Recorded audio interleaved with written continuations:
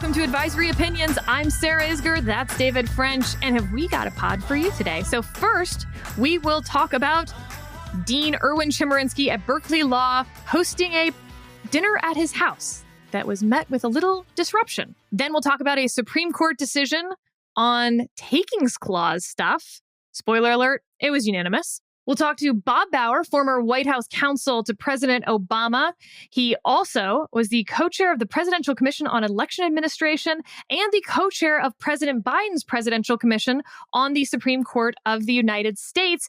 He is joined by my former professor, Jack Goldsmith, who is a professor at Harvard Law School and was the former Assistant Attorney General for the Office of Legal Counsel.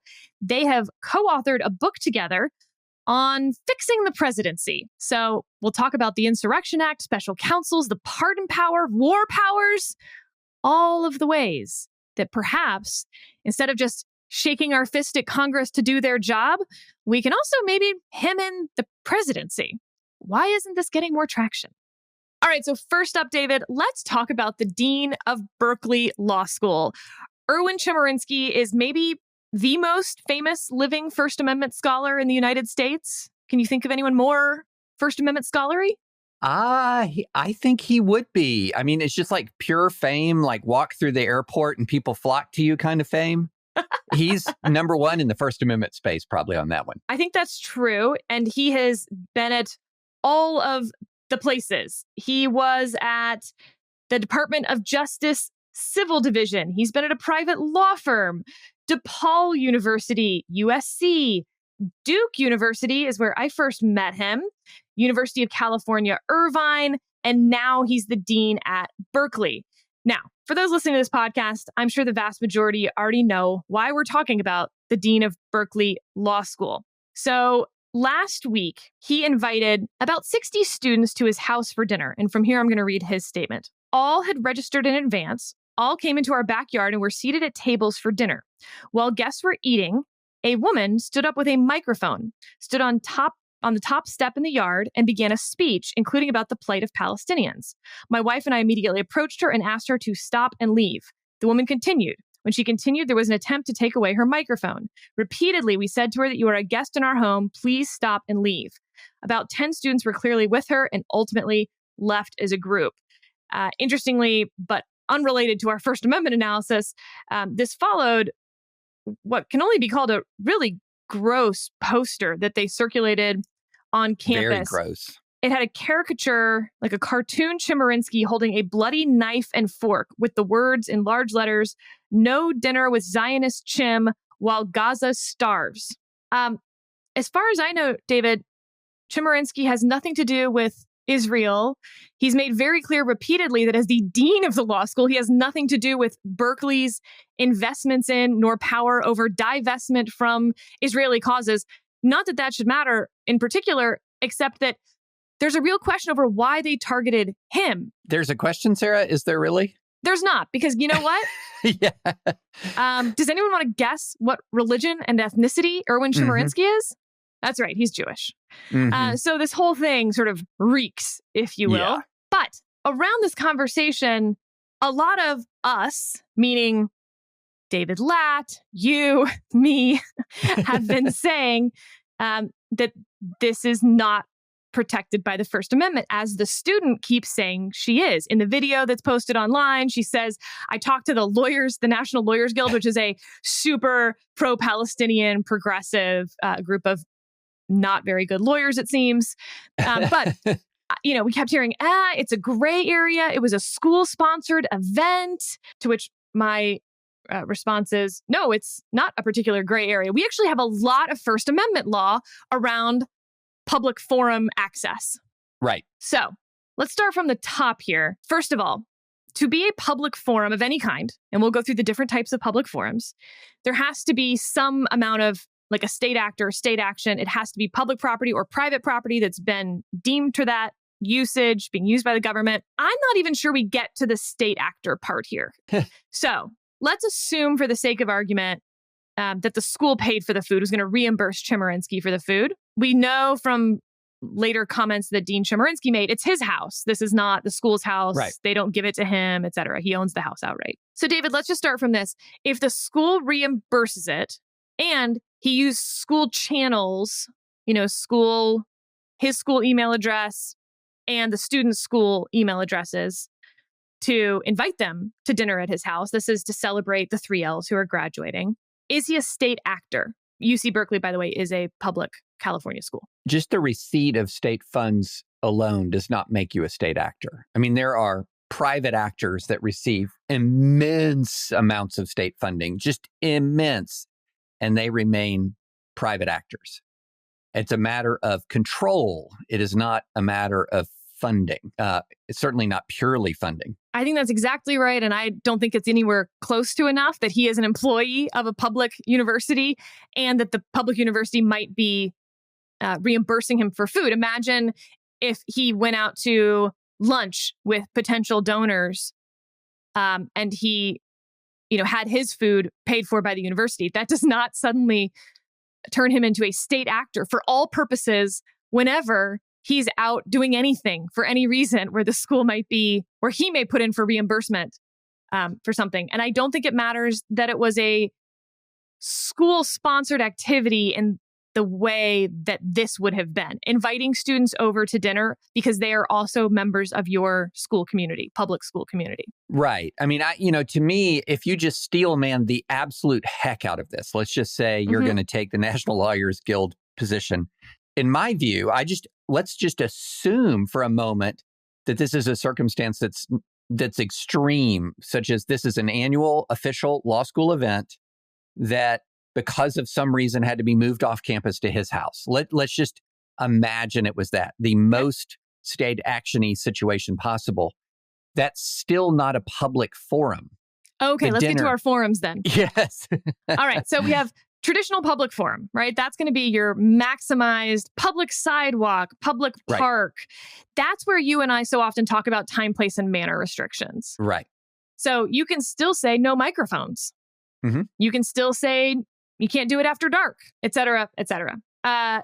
Below that, designated public forums. That's where maybe it's not a public sidewalk, but the government has said this is an area that is a designated public forum. Same thing, right? You can still do time, place, and manner restrictions. But basically, once you've opened that up, all the crazies can come say their piece. Yes, and they do. So a free speech wall at a university, there's some interesting stuff on those free speech walls. Always. Limited forum. So a limited forum is actually what we're most often dealing with when we talk about the First Amendment context. This would be a school, a public elementary school allowing their cafeteria to be used after school for Boy Scouts or the Bible study group or whatever else. So you're allowed to discriminate, if you will, on classes of speakers. You just can't do it based on viewpoint. And that's where most of our fights happen. Is it that you're just saying you don't want that class, or is this actually viewpoint discrimination? To the extent we still have First Amendment cases on limited public forums, it's on limited public forums like this question. We'll come back to that. Non-public forums. This would be, yes, things that are owned by the government, but in no way are open to free speech. An airport terminal, a polling place. And that's basically just held that the government it can restrict on content as long as the restriction is reasonable and the restriction does not discriminate on the speaker's viewpoint. Okay, so I actually think there's a decent chance that Chemerinsky's home falls into a non-public forum, like a polling place or an airport terminal. This is someone's private home. Yeah. In no way did he ever designate it as a place for everyone to speak their mind. But to your point, David, let's steelman this, okay? Because if it's a non-public forum, we're done. Yeah. It was very reasonable for him to say, no, we're not having open mic night at my private dinner at my non-public forum. Open mic night at my dinner. But let's steelman that somehow this, through the magic of magic, turned into a limited public forum. Right. That's a titanium man. That's not a steel man. I think that's right. Adamantine man. To me, this is so clearly a non-public forum when you're talking about a private dinner at someone's backyard that isn't open to the public in any way, shape, or form. It's limited to 3L students who received an invitation.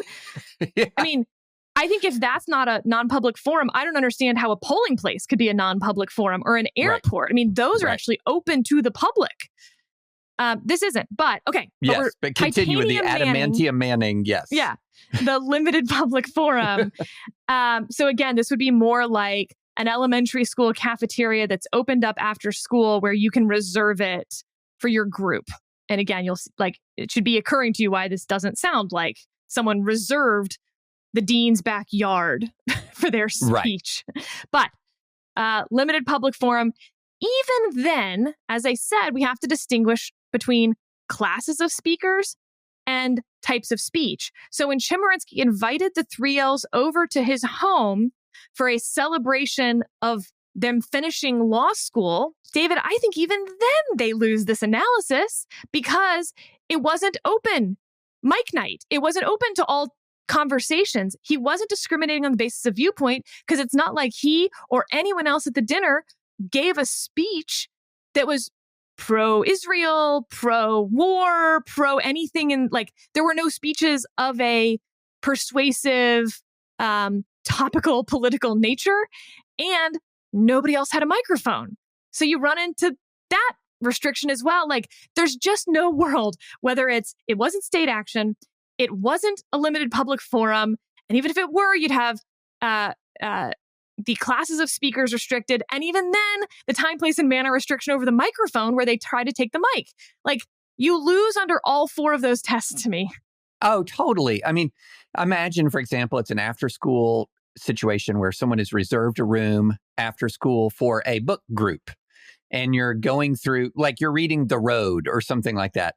And then somebody walks in with an amplifier and a microphone and starts delivering a soliloquy on how Dune Part 2 might actually be the perfect ending and there's no need for Dune Messiah. And although that's probably one of the more interesting speeches that I would like to hear. It's not the time, place, or manner for it. Not the time, place, or manner for it. So, no, you lose. David Ladd, of course, in his newsletter, Original Jurisdiction, had his own write-up of this that largely comes out to the same place. But I will say that David added his own spin at the end. So if folks like this believe their actions are justified in order to bring public attention to the plight of Palestinians, that's all well and good, but they don't get to escape otherwise applicable punishment because their cause is just. The willingness to accept punishment is a feature, not a bug of civil disobedience. I'll conclude by urging law student activists to ask themselves before they get involved in a disruptive protest like the one at Berkeley Law, is this about the Palestinians or is this about me? Am I acting in a way that's selfless or is it self-aggrandizing? Am I trying to make social change or am I seeking the sugar high of a viral Instagram moment? And I'd also urge them to ask themselves, what's the best way to bring about social change, at least for people with the talent and drive to make it to elite institutions like Berkeley Law? Is it to get expelled from law school or denied bar admission for breaking university rules or even criminal laws as part of a protest? Or is it to work hard, rise up through the system, and stand up against injustice once in a position of power? And then he reiterates one of my favorite stories from the most recent Supreme Court confirmation hearing. When Ketanji Brown Jackson was a student at Harvard College, a fellow student hung a Confederate flag from the window of the dormitory. Jackson and other members of the Black Student Association, who took the flag as a statement that they didn't belong at Harvard, spoke out against the flag and protested. But they also made sure to stay on the right side of the law and to continue excelling on campus. As one of Jackson's classmates, Antoinette Coakley, now a law professor, recalled to the New York Times in 2022, Ketanji said, wait a minute. As we're doing this, we're missing out on classes. As we're fighting against this injustice, we're actually doing them a service because we're going to be failing. So we protested, but we made sure we were in class, Coakley said. We were going to show them that by showing up the way we did, excellently, that they were wrong. Progressive law students, be like Justice Jackson. Don't get mad, get powerful. And then you'll be able to make a real difference in the world. I tell that story to law students now all the time because it's a balance, right? It's a balance between speaking out against injustice and sort of biding your time until you're actually in a position to change the thing that you're upset about. Well, and a big part of what we're seeing is a group of individuals who believe that if their cause is righteous, it's the classic ends justify the means. I mean, this is a far left version of what you often see now on the far right of just pure ends justifies the means. If we're correct, we can do what we want to do. And I don't know if Sarah, you saw some of the footage that was circulating online over the last couple of days of a pro-Palestinian activist who got up, I believe it was in Bakersfield, California, perhaps, and said to the city council members that we're going to come to your house and murder you. Right. Right to the city council. And she was arrested on the spot. And the next, sort of the denouement of it was video footage of this person weeping when she's being denied bail. And what did she expect? And so we'll continue to follow that. Dean Chemerinsky hosted 2 more dinners at his house that seemed to go on without incident, at least inside the dinners. The student involved has said that she is considering bringing assault charges against Dean Chemerinsky's wife when she tried to take the microphone. And of course, there's questions over whether the student will be disciplined by the university for going to the dean's house with a microphone and disrupting the event. All that and more will continue following. But next up, we've got a Supreme Court case. All right, David, next up, we had an opinion hand-down day on Friday last week. And one of the opinions was actually a really fun one on the takings clause, but also maybe less fun than it first seemed. So this was a unanimous opinion written by Justice Barrett with several concurrences of people saying, just want to be clear, we didn't decide these other questions. The facts of the case are that George Sheets wanted to build a small prefabricated home on his residential parcel of land. To obtain a permit, though, he had to pay a substantial fee to mitigate local traffic congestion, about $23,000, by the way. He challenged that fee as an unlawful exaction of money under the takings clause. Really creative, George. The California Court of Appeals rejected that argument. It held that the traffic impact fee was imposed by legislation and therefore could not be a taking, and that the court's precedent on takings only applied to ad hoc administrative action. The unanimous opinion gnaw-dogged that and said the takings clause does not distinguish between legislative and administrative permit conditions. So, David, on the one hand, good to know, I guess. Like, that's great. I didn't know that anyone thought that there was a distinction. Justice Gorsuch's concurrence was sort of like, why would anyone have ever thought that you could do through legislation, violate the takings clause through legislation if you couldn't violate it through administrative action? But in terms of what's to become of poor George Sheets, I got to tell you, I think he's paying that permit fee. Yeah, it's a really interesting case. And I really like the case. For one reason, as soon as I started to read the facts, one of the first thoughts was California never change. What a $23,000 parking fee if you're going to build a prefab. What kind of prefab home is this? A concert venue? What are you talking about? That wouldn't be a double wide, Sarah. It'd be like octuple wide. I don't know, but it's just remarkable stuff. And as I was with you, it seems like it's an absolute sort of common sense conclusion here. And the doctrine here is it talks about in the permitting process, they have this 2-part test modeled on the unconstitutional conditions doctrine. And that first, the permit conditions have to have an essential nexus to the government's land use interest. And that nexus requirement ensures that the government is acting to further its stated purposes. Then the permit conditions must have rough proportionality to the development's impact on land use.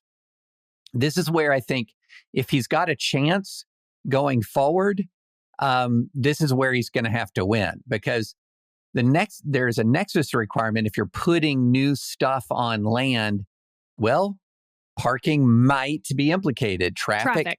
Might be implicated. All of these things might be implicated. But is there rough proportionality? The word rough would have to be doing a lot of work here. The $23,000, that's a lot. That's a lot. But I'm with you, Sarah. This did not decide for him this case. It just it left him with the opportunity to make that argument. Another good example, the Supreme Court decides questions, not cases. George Sheets lives to fight another day, but I don't know that he'll survive the next fight. That rough proportionality, one of the questions left open is, can you basically do classes of groups? In this case, it would be a building permit. And you saw, at least in one concurrence, they just are noting that the question wasn't answered, but it was somehow the way they were noting it made me think that no, we're not going to make local governments do individualized assessments. Classes of assessments are fine. Now, maybe you can still say that this is just outside the bounds of even a class assessment, but I kind of doubt it, David. I think that this was a very creative lawsuit, and that the California Court of Appeals decision that because it was legislative somehow it couldn't possibly violate the takings clause was silly. Yeah, had to be corrected. Yeah. But I actually appreciated two other things. One, Justice Amy Coney Barrett, I felt like was really coming at Justice Kagan in this opinion for the best writer crown. It is so clearly written and charmingly. At one point, let's see if you're going to get the same. If you're going to note the same thing that I just thought about. At one point, it says, imagine that a local planning commission denies the owners of a vacant lot a building permit unless she allows the commission to host its annual holiday party in her backyard. In property speak, granting it a limited access easement. I like the term property speak. She didn't hyphenate it. I think that's controversial to not hyphenate that, but I'm for it. And Strunk and White is against hyphenation generally. So I think it survives that scrutiny. She's talking about, again, that nexus. Right. The landowner is likely to accede to the government's demands, no matter how unreasonable, as long as she valued the building permit more. So, too, if the commission gives the landowner the option of bankrolling the party at a local pub instead of hosting it on her land. Because such conditions lack a sufficient connection to a legitimate land use interest, they amount to an out-and-out plan of extortion. So, David, I like that for two reasons. One, I like the word property speak. Two, I like property law. Three, I think I said two reasons, but there's definitely three. Three, Justice Barrett's analogies are just so helpful, and they're winning me over because you saw this in her major questions doctrine explanation where she talks about the babysitter, right? Like, you know, the babysitter takes the kids on an out-of-town overnight to the amusement park. That is an unreasonable reading of what you said at the end of the night, or is it? And all the context clues that might give you that. So this is another example where the analogies are just super helpful when you're talking about nexus. There's one other part that I thought was interesting. I bet I know what it is. I think you do. Okay. So at one point she says, nothing in constitutional text, history, or precedent supports exempting legislatures from ordinary takings rules. And then she walks through the text of the Constitution's takings clause that has been applied against the states through the 14th Amendment. She talks about the history of the takings clause, and then she talks about the court's precedent. And David, if we're going to now read text, history, and tradition now means precedent, it will be so much clearer.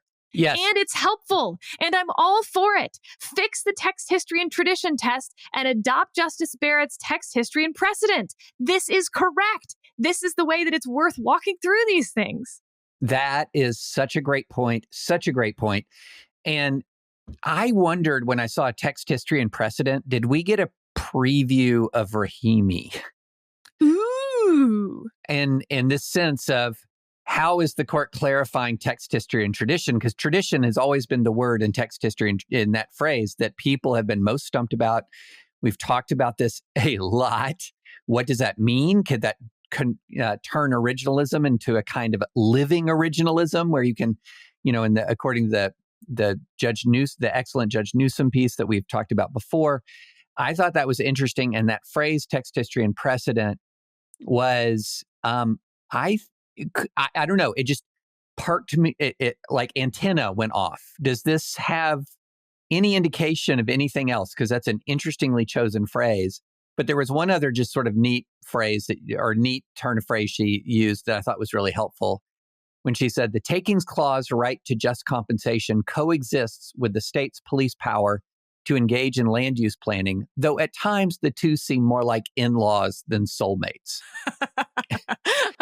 I also noticed that one, although I got to tell you, I had to read it a couple times to even, I was like, it flagged immediately in my brain of like, that's funny. And then I like reread it and I was like, huh, okay. They're frenemies, maybe.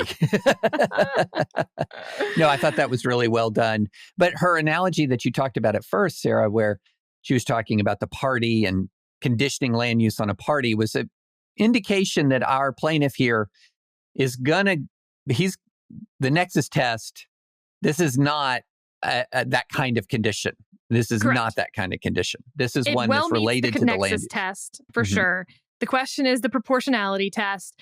I think he's going to lose on that, but I agree that that's a closer call, that, $23,000 is certainly more than he should have to pay, but that's up to the local government. And as long as all of the building permits are the same and some sort of rough percentage or something, that's going to survive scrutiny. So congrats, George Sheets. And also, we're sorry, George Sheets. Congrats. And you've got more years ahead of you of potential legal futility. But this is a good milestone on the road to a probable loss. Yeah, you get a Supreme Court case named after you. Absolutely. That's the win here. And you spent way more than $23,000. Although, congrats to the Pacific Legal Foundation. They've been having a string of wins at the Supreme Court, and congrats to you guys too. Yeah, I mean, they were solidly 9-0 on the right here, so absolutely. Okay, David, I'm really excited about this conversation. We're talking to Bob Bauer and Jack Goldsmith about their fixes for the presidency. And most importantly, what they've been talking about recently is the Insurrection Act. Can you just give us a primer on the Insurrection Act? Yeah, absolutely. So the Insurrection Act is a law dating back to nearly the founding of the country that gives the president the ability to call out the troops to impose order. Now, this is something that's been used multiple times in American history when there have been local authorities or who've defied federal order, or there's been a breakdown in law and order. But so it's necessary to some extent, but the Insurrection Act really places all of the discretion in the president. It says the president can call out the National Guard or the regular army, quote, whenever the president considers that unlawful obstructions, combinations, or assemblages or rebellion against the authority of the United States make it impracticable to enforce the laws of the United States. So this is in the president's discretion, here come the troops statute to impose domestic order with no real check or balance. And so as people will hear in the conversation, that's why I referred to this in a piece I called it America's most dangerous law. That's debatable. I think it's just very, very, very dangerous. And, a ton of presidents have used this. Just looking down the list, you've got Thomas Jefferson using it first for violations of the Embargo Act, Andrew Jackson using it against a slave rebellion in Virginia, for instance, a labor dispute in Maryland, Abraham Lincoln used it when the southern states seceded. I mean, right? Like, that's a pretty big deal, and one that we would want the president to have some power over. Ulysses S. Grant just using it left, right, and center. He's the big winner here. Yeah. White supremacist insurgency, violence in Louisiana after a contested election, white supremacist insurrection, white supremacist attempted coup in Arkansas, another one in Louisiana, another one in South Carolina, all the way through to Dwight D. Eisenhower. So if you remember the Little Rock Nine, it was that the Arkansas National Guard was preventing those students from getting to their school.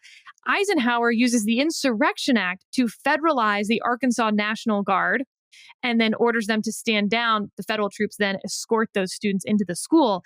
You all remember the pictures. You all know the story, but you may not know that it was the Insurrection Act that he actually used to do that.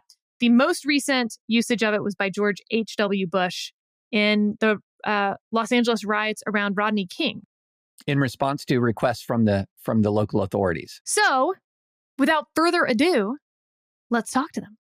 Let's jump right in. Jack Goldsmith, Bob Bauer, y'all published this incredible book a couple years ago, After Trump, Reconstructing the Presidency, and in it you had 50 proposals for fixing the presidency, the office of the president.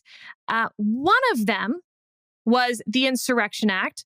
I want to do a little survey of all of them at one point, but can we just start with when we're at this point where Biden and Trump are, for all intents and purposes, tied in the polling, and both sides believe that it will be an existential threat if the other one gets this massive executive power that now comes with the presidency. Why isn't everyone talking about your book and wanting to implement all 50 of these changes to presidential power? I mean, shouldn't y'all be the, leading topics on every news show ever? And from both sides, this should be the most bipartisan thing ever, like you two are. Well, we certainly think our reforms are important and should all have been enacted. But the reality is otherwise. The reality is that, members of Congress have not seen this as a high priority, even though it was foreseeable that these problems would arise again. In my view, the Biden administration has not made this the priority it should have. We're just talking about the reforms generally. Yes. And with regard to the Insurrection Act in particular, that is an issue that could come up with regard to any president, including the next president, as norms continue to diminish, as threats of violence increase in the country. It's as obstreperousness vis-a-vis federal law enforcement increases. It's foreseeable that any president would use the Insurrection Act. As David has written in the New York Times, it's a very dangerous statute. So there should be an interest, in our view, in both sides enacting many of these reforms. Congress did miraculously come together a few years ago on Electoral Count Reform Act, and one would like to think that that would be a model for other reforms. So, as you noted, I wrote a piece with a very subtle title that really kind of hit the ball, in my opinion. It said, it's time to fix America's most dangerous law. So I'm not a fan, but what am I right? If I'm not going to ask you to say, is it most dangerous, but am I right? Is this dangerous? And why is this so dangerous? What about this is so dangerous, the Insurrection Act? First of all, I agree with you. It's probably difficult to say what is the most dangerous statute on the books, but any sort of unconstrained presidential use of force, and in this case, force turned domestically, with no safeguards, no clear definitions, antiquated terms, no congressional consultation, no time limits, virtually no anything to stop a president from drawing on these antiquated terms to immediately deploy troops for who knows what purpose domestically. Now, in theory, of course, it was meant to address insurrections and rebellions and outbreaks of domestic violence that federal and state law enforcement couldn't address. But as a practical matter, in fact, as a drafting matter, the statute does not impose those constraints. And so dangerous to be sure. And I certainly agree that it is something that both parties, and frankly, people who are not affiliated with both parties, should take an active interest in if they're worried about an overreaching president. This was an 1807 law. Has it been used since then? Has it been amended since then? Have we just been sleeping on this? It actually goes back to 1792, and it's been amended many times, most recently in the late 19th century. Presidents, it's been invoked 30 to 40 times, depending on how you count, probably with regard to 30 or so events. Presidents have, for the most part, been responsible in using this power. And, it was used to enforce civil rights after the Civil War, during the Civil Rights Movement in the 50s and 60s. It's been used to address extreme violence and when law enforcement can't handle the situation. For the most part, presidents, especially in recent years, in recent decades, have used it responsibly. But, we've learned a lot in the last decade or so about how much we depend on responsible presidents exercising power responsibly. And as Bob said, the letter of the statute is amazingly broad in giving the president unchecked power to use the military in the domestic sphere. Okay, so this was used to enforce desegregation when you had intransigent states and local officials refusing to do so. That seems like a thing I'm in favor of. And I'm curious how your reforms would prevent the bad things but keep the good things. No question that the president should have authority in extreme cases where there's been a breakdown in federal and state law enforcement to enforce federal law. And in particular, in cases where domestic violence, there are threats to public and safety and security, domestic violence on the order that overwhelms federal and state normal law enforcement response, the president has to have this sort of authority. However, it needs to be defined in the first instance.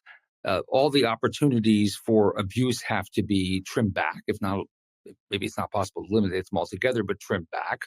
The old terms have to be cut out. Terms like unlawful assemblages, unlawful obstructions. Those are some of the triggering language. That's some of the triggering language in the statute, and nobody has any idea what it means. And so the idea would be to focus it very clearly on the imperatives in these kinds of cases, to have the president in a position to enforce federal law and to address violence that cannot be managed in the ordinary course of federal and state law enforcement. And to that end, the purpose is to have the president be more accountable, to have to consult with Congress, to have to consult with the states in which the deployments would take place, to have to face time limits on deployment that could not continue without further congressional authorization.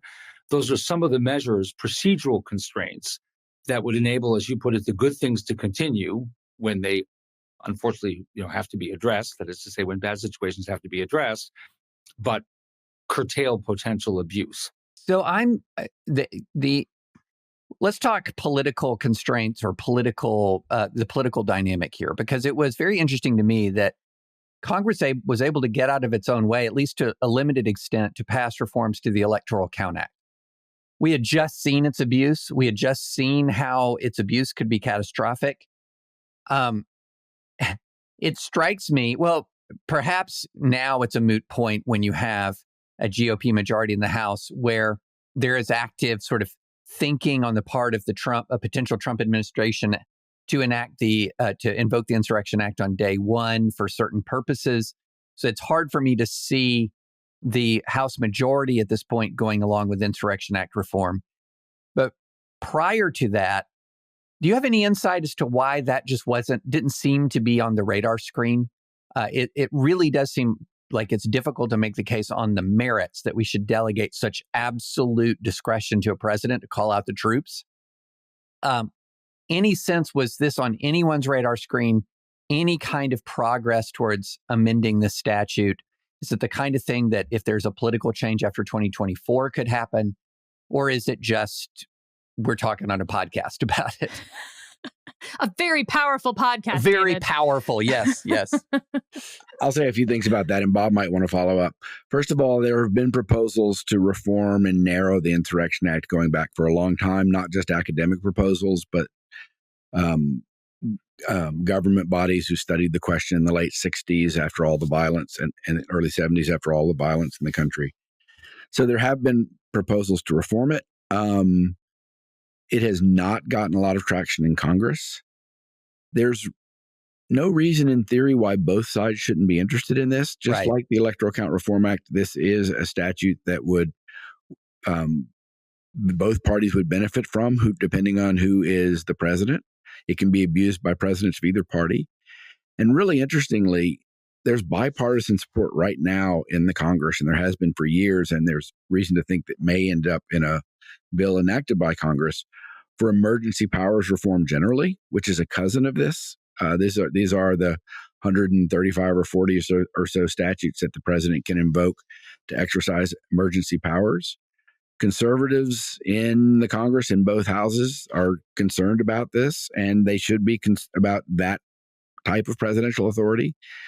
And the Insurrection Act is a cousin of that, and Right. should be of interest to them for the same reasons, especially to the extent that conservatives in Congress worry about the politicization of the military, worry about states' rights.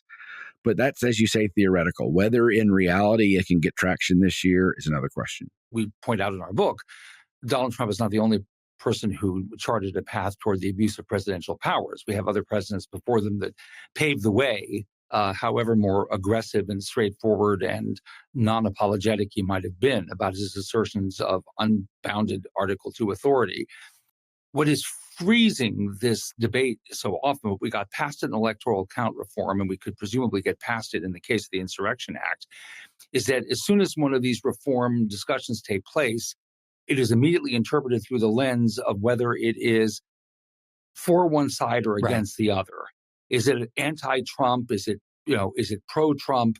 All of a sudden, it just gets forced into that frame in a way that makes a meaningful conversation very difficult to have. One of the virtues of the work that the American Law Institute has been encouraging through a working group like the one that Jack and I co-chair, both on electoral count reform and also on the Insurrection Act, is that we create an environment in which those conversations can take place in the first instance behind closed doors, where no one's looking over their shoulder at potential critics from quote unquote their side. Right. And the conversation can take place meaningfully on the merits, which is not to say, by the way, that it will always be successful, but it probably has to take place in a frame like that for anything meaningful to occur. All right, let's bop through some of these other. We're not going to get through all 50, obviously. I wish we could, and maybe we'll just make this a reoccurring segment. More reforms to the executive branch. A theme of this podcast has been that the executive has ballooned in power so much while Congress has shrunk that it is actually dragging in the courts into political fights and undermining that institution in a way it was never intended to be used, because the power was supposed to be in Congress, not in the executive branch to begin with. So I like the entire idea of all 50 reforms, just the idea that the executive branch has grown too powerful vis-a-vis the other branches.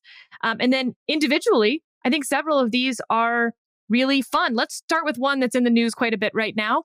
Pardon power abuse. You want me to take that, Bob? So, yeah, please go ahead. So President Trump used the pardon power very, very aggressively, and some presidents before him used it controversially and aggressively, although more narrowly.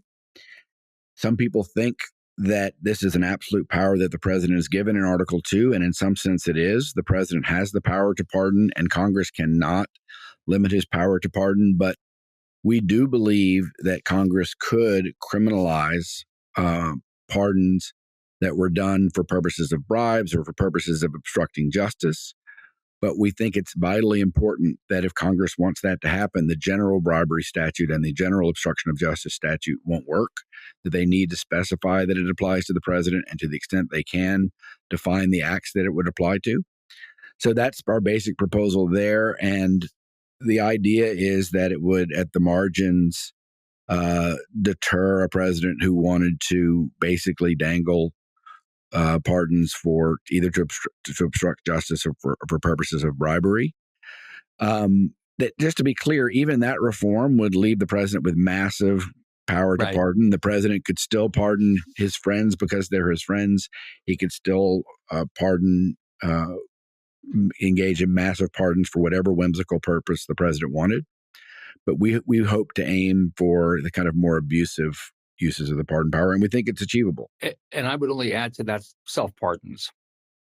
We also propose that Congress lay down a marker, if you will. I mean, there are arguments on both sides of this issue about whether presidents can constitutionally pardon themselves. I think the better part of the argument is that they can't, but Congress can challenge it. And we thought a congressional marker laid down on that issue, together with the building the pardon power, abuse of the pardon power into the bribery statutes, would be a pair of reforms that would be potentially productive. You think Congress has standing to challenge a president who pardons himself? No. Oh, sorry, I misunderstood. I thought you meant Congress has the power to challenge that, as in to lay down this marker, not Congress has the power to legally challenge the act itself. That we propose that Congress should declare that self-pardons are unlawful, and that wouldn't be binding on any court. It would be a constitutional question, but it would at least weigh in with the views of the first branch of government. No, all I was going to say is it's not impossible to imagine, knowing how these things go, in answer to Sarah's question, that Congress would try to challenge in certain circumstances a self-pardon. I think Jack was responding to the likelihood of success on the merits. Exactly. So let's talk for a minute about a subject that I've been thinking and writing a ton about over many years: war powers. So to what extent... Let's just sort of begin with a broad question. The War Powers Act, which is currently existing law requiring notification on the use of force, presidents notifying Congress upon the use of force, 60-day time limit if in the absence of a congressional authorization, for that force with a 30-day withdrawal period. It's been on the books for a while. The longstanding position of the executive branch is that's unconstitutional. It's almost, while presidents will often comply with it, not always, they'll still maintain that it's unconstitutional. Where are you all on the state of the war powers debate and the balance between the president as commander-in-chief and the congressional power to declare war? Is the War Powers Act constitutional? What else needs to be done? So if I could just correct one thing, not every administration thinks the War Powers Resolution is unconstitutional. The Obama administration didn't, and I don't believe the Biden administration does. But you're right that many presidencies have taken that position. Let me just say, to start the conversation, on last week, President Biden blew through the limits on the War Powers Resolution and no one noticed. Right. And that really tells you everything you need to know about the War Powers Resolution. In regard to the engagement with the Houthis, it's been 90 days since those hostilities began. There was a New York Times story about it. No one in Congress responded. This was about a month ago. I haven't seen any hearings or anyone say anything. I'm sure the executive branch has an internal construction because it's pretty loophole-filled law that allows them to continue in the hostilities. But that tells you the basic problem. The War Powers Resolution is full of holes and it can't work unless the Congress wants it to work. I mean, it's just that simple. And Congress doesn't seem to show any interest in doing that. We make some fairly modest proposals on the War Powers Resolution. The main one was we think that it shouldn't be that some of the definitions should be tightened up. We think that there's a way to tighten it up so that the executive branch won't be able to drive a truck through it. We think that certain uses of force should be ruled out. For example, humanitarian intervention. We don't believe the president should have the unilateral authority to do that, and the Congress should just say that the president can't engage in that. And that's not something that I think is a core Article 2 war power. Those are the main reforms we make about the War Powers Resolution. But, I have to say I've grown even more cynical about the WPR since we wrote that, given that Congress is so completely disengaged in practice and doesn't seem to have any institutional interest in the issue. Let me just add real quickly 2 points. One is I agree, and Congress is unlikely to get excited about war powers unless there is a general mobilization and the risk that America will be committing troops on the ground in large numbers.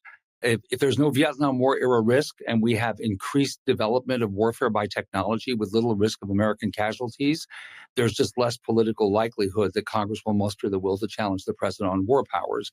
The only second thing I would mention is Jack and I do propose, and I think this is helpful, it's also doable, and last but not least, it hasn't happened, and that is there's some cleaning to be done with outmoded AUMFs, authorizations for the use of military force dating back to 9/11 and Iraq.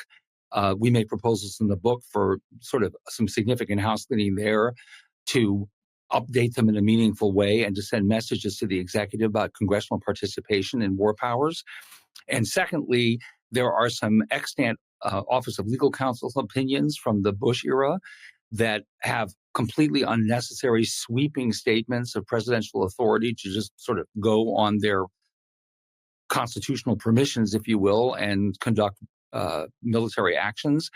We've proposed they be withdrawn, and that hasn't happened either. And one of the stories that I was just noticing the other day when I was preparing for the podcast, we proposed, after all of the nonsense on both sides, repealing the Logan Act. And even that hasn't happened. Sing us a couple bars of what the Logan Act is for listeners. Well, it's just that I thought of it as interesting because the Democrats wanted to deploy it against Trump and the Republicans wanted to deploy it against John Kerry. This whole question of when a private citizen is illegally interfering in the diplomatic negotiations or sort of responsibilities of an executive branch, it's been lying there as a weapon. I think it's been one prosecution. I don't recall exactly the prosecution history, but it's extremely thin and it's very distant in time. It just sits there. Seems like it's pretty simple. Either it should be reformed or repealed. It's still sitting there. All right. Now for my pet topic, David French. So sorry. So I'm talking to a former White House counsel and the former Assistant Attorney General for the Office of Legal Counsel. the two people best positioned, I think, to talk about the proliferation of special counsels in recent years. And so for listeners, quick primer, the Independent Counsel Act, that's what Ken Starr was. That, of course, expires. It's not renewed. That doesn't exist anymore. But now we have special counsels that are designated still within the DOJ structure. They're basically given the powers of a U.S. attorney. And they're appointed from outside the government, but they still report to the attorney general. They owe him a private report. I mean, now I think at this point, we all know quite a bit about special counsels. But there's plenty of people who think that the appointment of special counsels has run amok. Among those people are, for example, Rod Rosenstein, the guy who appointed the special counsel in the Mueller investigation. I think if you talk to a lot of folks, there was just a piece by James Burnham, who was serving in the Trump White House, about the need to reform special counsels. You would think that would get some attention from both sides at this point. They both feel like they've been abused by special counsels. What say you two? Well, we have a disagreement on this. Ooh, I love it. Yes, we do. Keep it civil. Keep it civil. Bob and I, I'll start off. Bob and I wrote in our book that the special counsel statute regulations should be reformed to basically give the attorney general more authority and more control and responsibility for the conduct of the investigation, but to maintain the special counsel and give the special counsel especially room for fact finding, as we put it. I've since concluded, and I wrote about this in the Times a couple of months ago or a month ago or so, that the special counsel regulation is and the institution of special counsel is not worth saving. The whole idea of special counsels was to help the Justice Department achieve the appearance and reality of apolitical law enforcement when involving especially senior members of an administration. And it has not worked. It didn't work during the statutory regime that you talked about through the 1990s. And frankly, it has not worked since. And we still have the same problems with special counsels under the regulations that we had under the statute. Namely, special counsels are focused on one matter. They tend to be very aggressive. They tend to depart from Justice Department norms. The attorney general feels that the supervision that he or she is given under the regulations, they can't really exercise it because it seems like meddling. Special counsels write reports that are less designed to explain prosecution decisions than to explain and justify and do all sorts of other things in the public realm. And so that ends up getting politicized. And then Congress has the special counsels come up and they become political footballs. Justice Department independence and the integrity of Justice Department prosecutions has not done well under this system. I'll stop there so Bob can tell me why I'm wrong. There's a question, of course, that, why do I think that having the attorney general in charge would be better? I do think that, but I just think that the system as it is now, it just has not worked, and it's time to put it out of its misery. Counterpoint? Yeah, well, I certainly, I've had my experience with special counsels, and I'll politely pass and not comment specifically on that experience. But I will say that I haven't been thrilled with the history either of independent counsels or special counsels. The only difference I have with Jack is that I think it's too late to give up the effort to do better with the regulations that are currently on the books. I think there is a way that the regulations themselves could function as a disciplining force with less sort of confusion about responsibilities, the responsibility of the attorney general versus the responsibility of the special counsel. There are any number of things, I won't get deeply into the weeds, that I think could be done, and we lay them out in our book to improve the way the regulations operate and to really prod the principal actors to perform in accordance with clearly defined responsibilities under those rules. The one thing I just would say in defense of trying one more time, and one point I've made to Jack, which he has not found persuasive, is there were 20 independent counsels before ultimately both parties agreed to let that statute lapse. We haven't had a long period of experience with special counsels, and so it seems like it might be too early to parachute out on it. But we do need to worry about one thing, which is the original notion behind the special counsel statute is that we wanted the Attorney General of the United States or the President of the United States to not be in a position to rig essentially prosecutions in the defense of the president or the defense of the president's allies. We now have a concern with the weaponization of the Justice Department's powers to attack enemies of the president, to harass them, to hound them.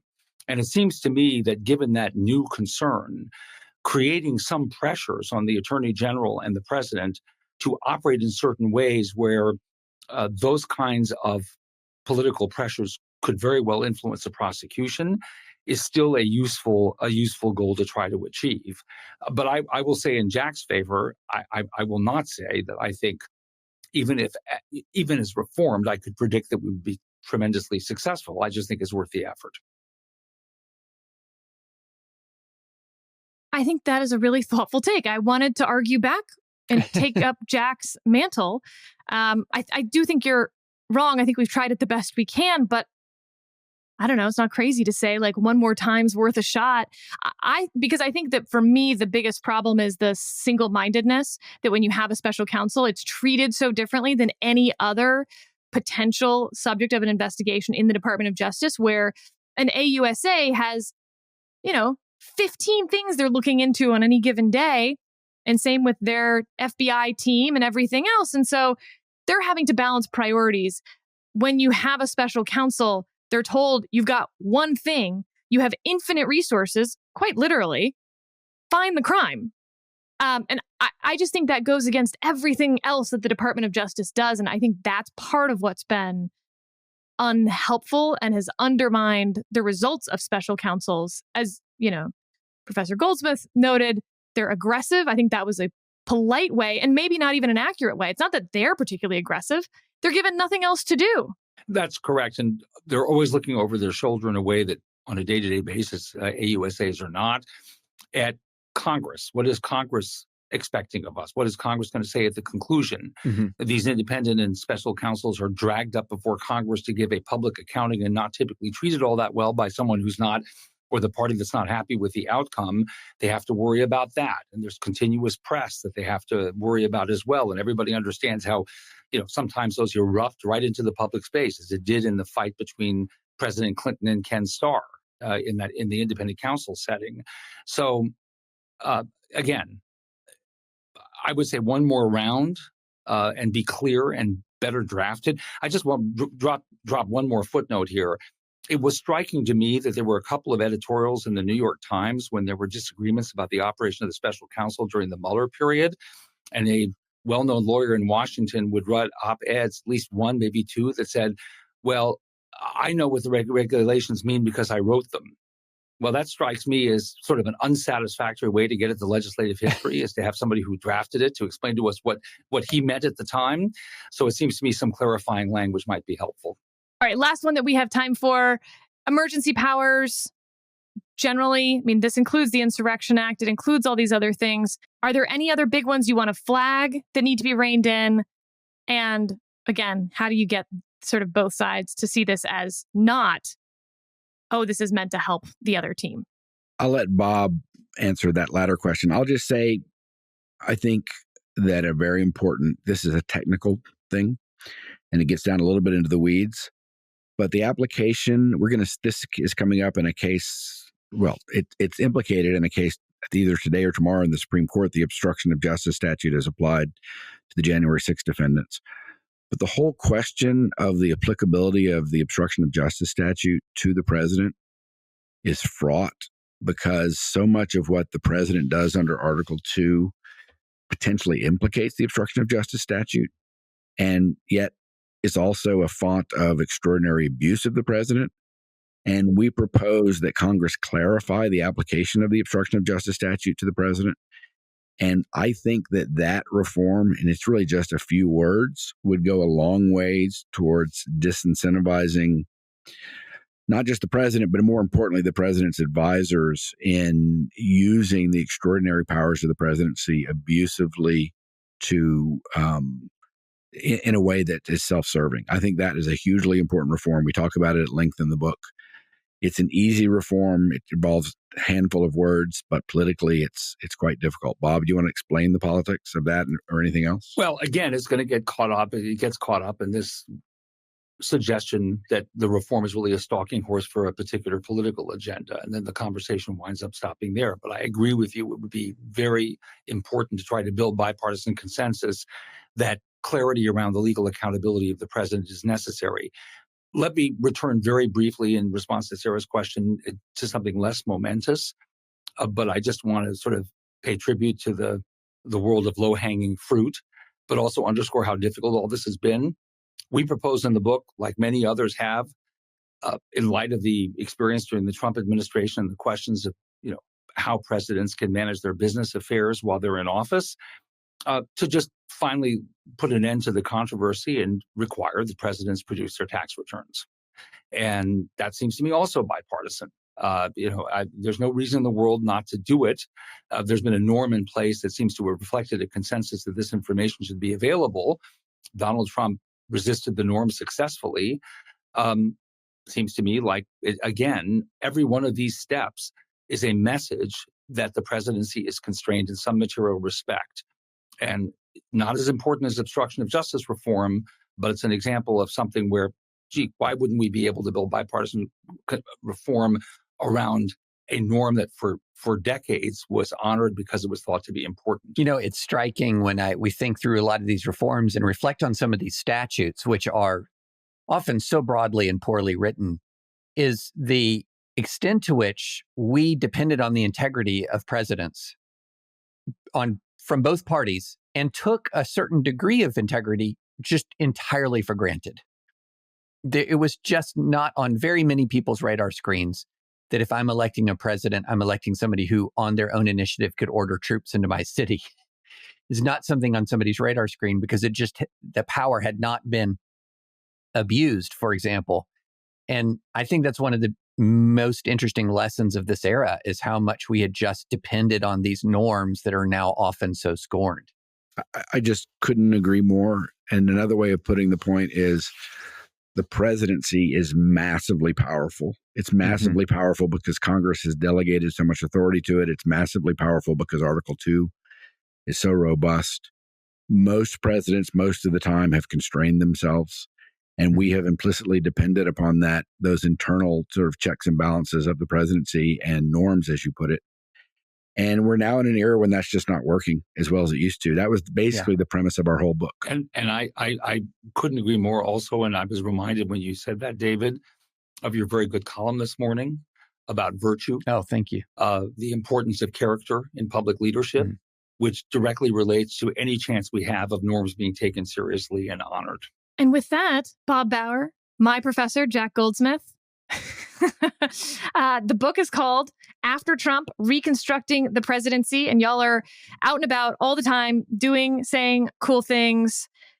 Just highly recommend everyone follow you guys.